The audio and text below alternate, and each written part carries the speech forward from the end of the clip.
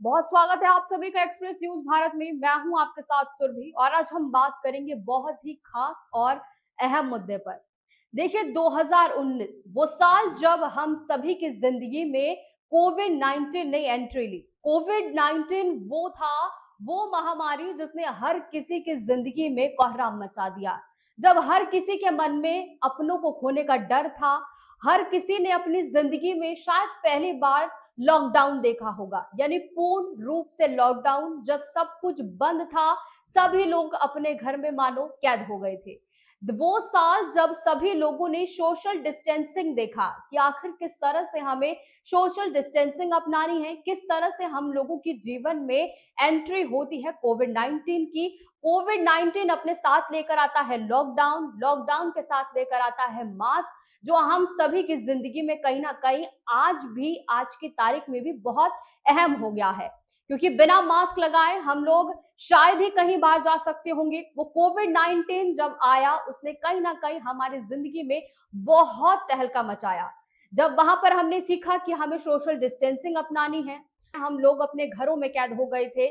उसके बाद वैक्सीन आती है, तब शायद लोगों ने सोचा कि शायद इतना कुछ होने के बावजूद अब वैक्सीन आई है, शायद अब ये खतरा टल चुका है। अगर आप लोग ये सोच रहे हैं तो ये बिल्कुल गलत है, क्योंकि कोविड 19 ने एक बार फिर दस्तक दे दी है। जी हाँ, कोरोना का नया वेरिएंट सिंगापुर, थाईलैंड और हांगकांग में तेजी से बढ़ रहा है और वो भारत तक भी पहुंच गया है।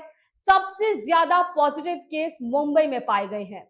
भारत में फिलहाल कोरोना महामारी एक्टिव केस का आंकड़ा 250 को पार कर गया है। कोरोना के नए वेरिएंट को लेकर कई डॉक्टर्स का कहना है कि JN1 एक साल पुराना वेरिएंट है।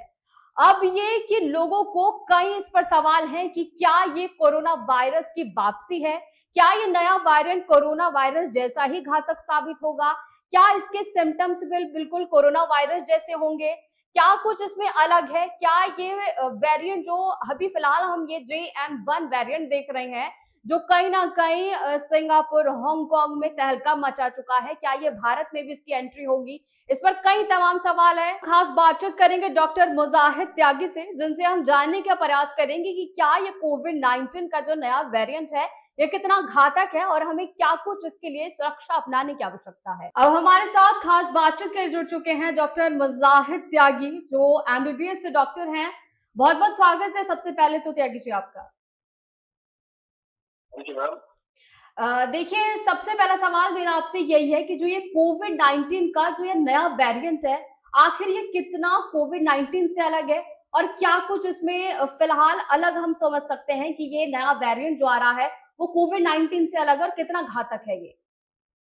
एक्चुअली मैम, सबसे पहले तो अगर हम कोविड-19 की बात करते हैं, तो कोविड-19 जो है वो एक कोरोना वायरस फैमिली का वायरस है और ये एक वायरल डिजीज है, इन्फेक्शियस डिजीज है, जिसमें कि RNA होता है। जहाँ तक की बात हम ये करते हैं कि ये कितना घातक है, तो अब चूंकि हमारी जो बॉडी है वो रेसिस्ट हो चुकी है पिछले वाले कोविड से, तो ये उतना घातक तो नहीं होगा जितना कि पहले एकदम क्राइसिस आया था। हाँ, ये है कि इसमें जो है थोड़ा-सा हमें सावधानियों की ज़रूरत है, ताकि हम इससे अच्छे से फाइट कर सकें। हमारी बॉडी चूँकि रेसिस्ट है, हमने वैक्सीनेशन किया है, तो it's much better the loss of time. तो ये ठीक रहेगा, मतलब इसमें ज़्यादा उतना घबराने वाली बात नहीं है अभी। जी। जी।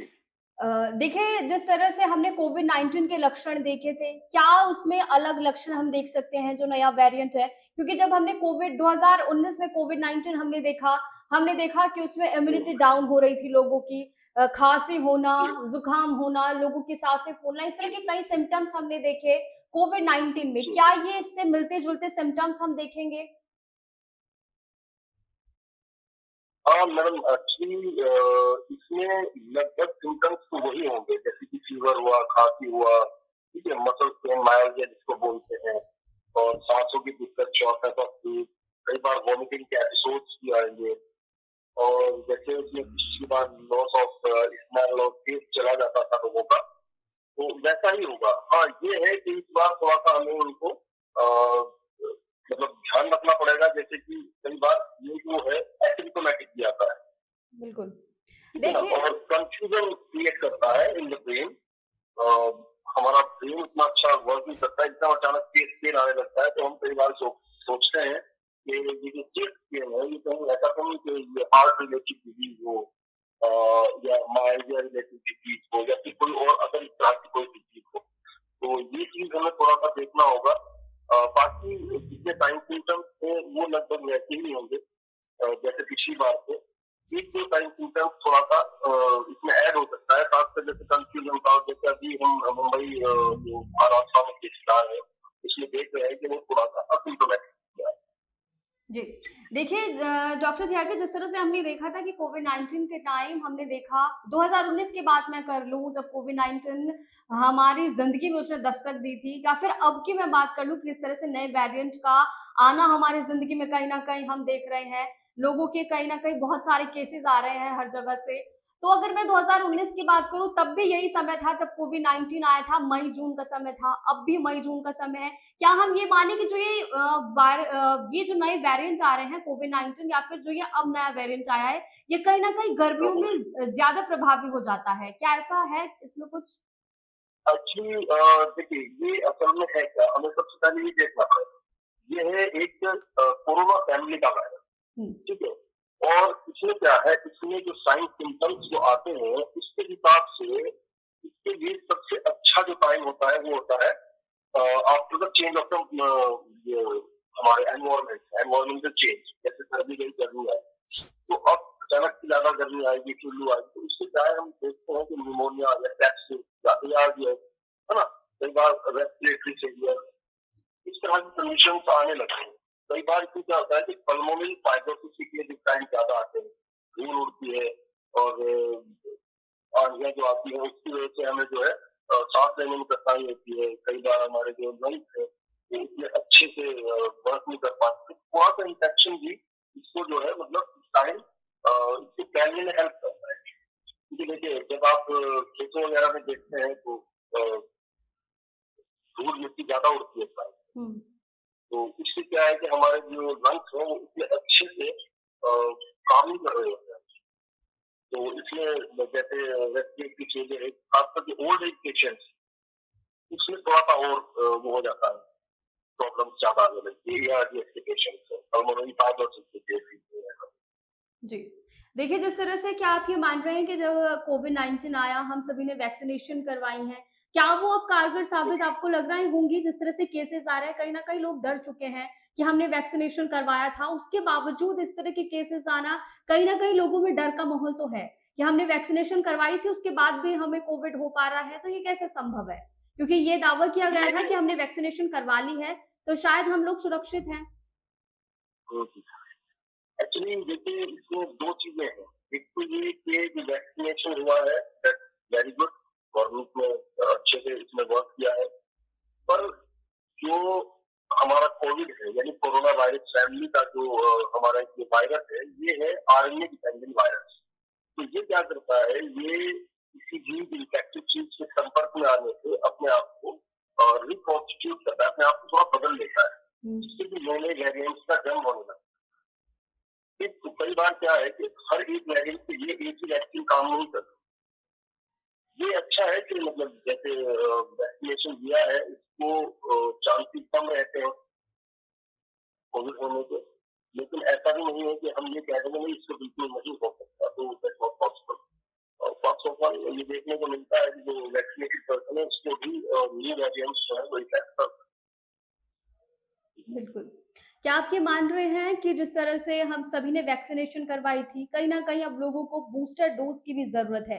क्योंकि जिन-जिन एरिया से ये कोविड-19 के मतलब नए वेरिएंट के जो केसेज़ आए हैं, हांगकांग, सिंगापुर, थाईलैंड, जहाँ की भी हम बात कर लें, या फिर मुंबई, जहाँ से भी आ रहे हैं, वहाँ पर ये देखा जा रहा है कि बूस्टर डोज़ नहीं लगवाए गए हैं। अगर हम लोग बूस्टर डोज़ की हम लोगों को आवश्यकता है, शायद हम तभी इसका मतलब शक्तिशाली तरीके से इसका सामना कर सकते हैं इस वेरिएंट का? जी जी बिल्कुल बिल्कुल। सबसे मेन चीज तो ये है कि जो वैक्सीनेशन है उसको कंप्लीट ही करना चाहिए। बूस्टर हुँ, डोज वेरी नेसेसरी है, पहली चीज। दूसरी चीज जितना भी वेरिएंट आएगा हमें सबसे पहले उसके लिए क्या करना है, हुँ, हमने सबसे पहले करना ये है कि जितना भी सपोर्टिव ड्रग सिम्टोमेटिक कंडीशन तो हमने क्या है सपोर्टिव रखना है सारी चीज़ें।